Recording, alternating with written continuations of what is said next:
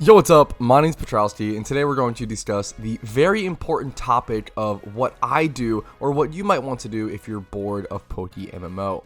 Now, by the time this video comes out, I'm not sure if Johto will be officially on the way or not. We'll sort of see.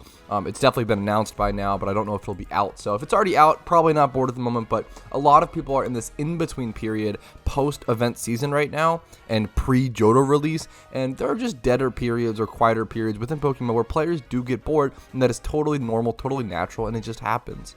As someone who loves this game to death, been playing it for over around 7,000 hours, if you count alt account hours and everything of the sort, been playing it for around 10 years. I love this game, but I've definitely burned out at times. I've taken breaks, and that's super important. Today, I'm going to be going through the top 5 things that I recommend and that I actually physically do often, if I need to, if I get too bored of the game.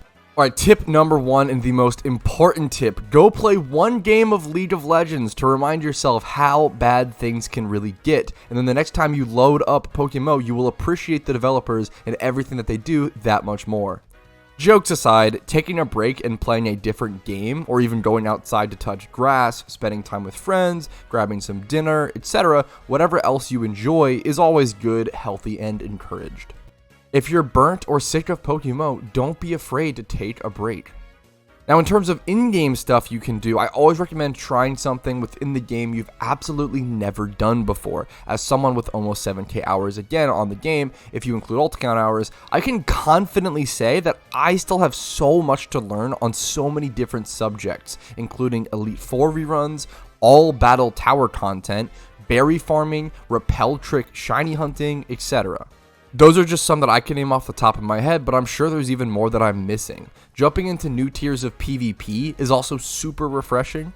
I've personally never touched much of UU or doubles, but even going back to relearn a new PvP metagame after taking an extended break is super good as well. I'm sure if I jumped into NU right now, the tier I have a ton of experience in over the years, I'd be learning from the ground up because how much has changed. Especially recently with all of the hidden ability additions, tier changes, and the Gen 9 PvP changes and buffs and nerfs, like the PP nerf to Roost and Soft Boil, etc. That change really crippled Cosmic Power Clefable, for example, one of my most hated NU Pokemons prior to the change. TLDR, always make sure to go rediscover stuff in the game that you love. Brainlessly grinding the same thing over and over again can definitely kill a bit of the joy.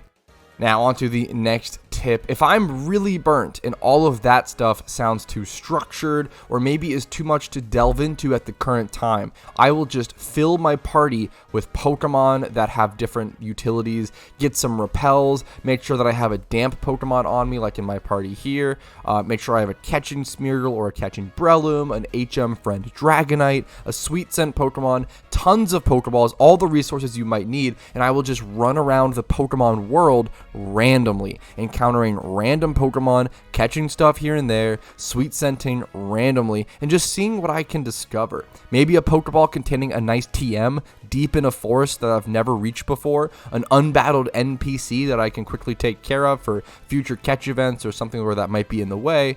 When you play a game super often, it's really easy to get caught up into a systemized efficiency mindset, which is fantastic for getting stuff done and achieving goals, but can sometimes be a little overbearing and stifle adventure and creativity. Randomly wandering around the world to places I either haven't been to in a really long time or have never ever been to really helps break up this feeling of a toasted brain after too much brain off grinding was done. Now, the fourth tip I want to talk about is a pretty general one, but it's socializing, interacting with people in a really meaningful way. That's what an MMO is all about, or can be all about for certain people. It depends. I like PokeMMO because it is a game that you can absolutely play solo. I'm a huge fan of MMOs that you can play solo if you would like to, or you can play with friends. Like, I think Old School RuneScape and PokeMMO are two great games that you can play totally solo if you're not in the mood to socialize, or if you're in the mood to socialize, hit up some friends, go do some God Wars dungeon in PokeMMO, hit up a shiny link, hit up a some sort of charm, join a team, talk in team, ask people, hey, what are you up to today? What shiny are you hunting? Are you EV training? What in PvP have you guys been enjoying recently? Any off meta picks that you guys can recommend? If you are burnt out within PokeMMO and you aren't in a team, that may be the first thing that I would recommend you doing. Now, obviously, it depends person to person. Some people just don't like to socialize as much, and there's nothing wrong with that. But I really do think teams change the game. And I made a video about this around a month ago by the time this video comes out, I assume, about how important teams are in PokeMMO and the benefits of them, and how teams really create longevity for a large group of players, not even just one. Being invested in your friends' journeys and being invested in people's journeys around you is a really nice thing. It's really cool to see someone be shiny hunting for Zoroa, for example, for months and months and months, and to see them finally get it, it's a good feeling. You're happy for them. It's a proud moment.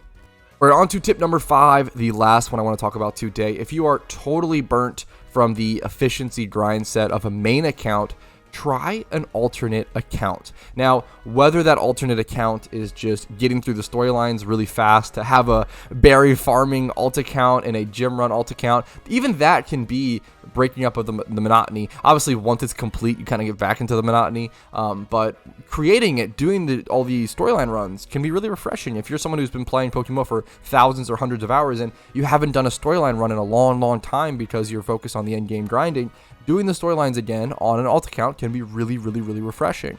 I have that experience with the Cool Duder account with my Road to PokeMMO series.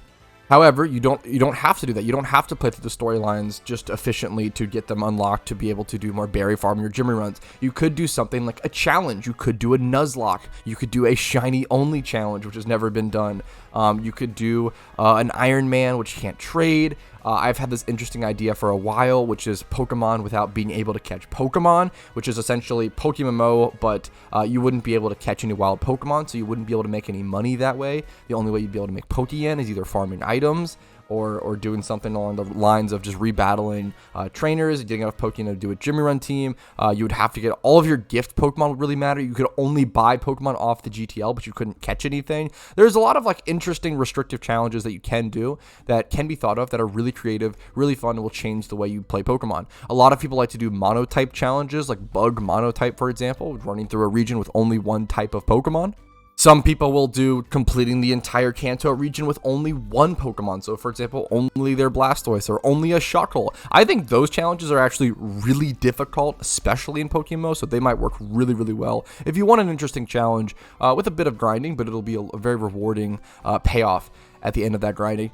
But I think that is it. The alt account is the last thing I wanted to talk about. Hopefully there was some sort of tip in this video that helped you guys out. If there was, make sure to let me know by liking the video and subscribing for daily PokeMMO content just like this one. Make sure to subscribe to the channel. Follow on Twitch for streams Monday through Thursday at 12 p.m. ET. The Discord link is down below if you're interested in that. I update all my content in there as well. If you ever are wondering why I'm not live or when I'm going live, etc., or when a video is being posted, my Discord's the best place to go. And if you want to go above and beyond and support my content like this and allow me to stay full-time, trying to make the best PokeMMO content every single day, YouTube memberships, Twitch Primes, Twitch subs, and PayPal/Venmo help me stick around. So I appreciate it. Have a great day. I'll see you guys later. Good luck in PokeMMO. Just have fun.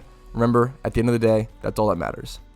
Hey, if you're watching this, that means you watched the entire video, which is pretty crazy. So thank you so much for your time, and thank you for that. And if your name is on this list, that means you're a pretty cool dude. Thank you for going above and beyond and supporting the channel and allowing me to make videos or more content like this one. Thank you again.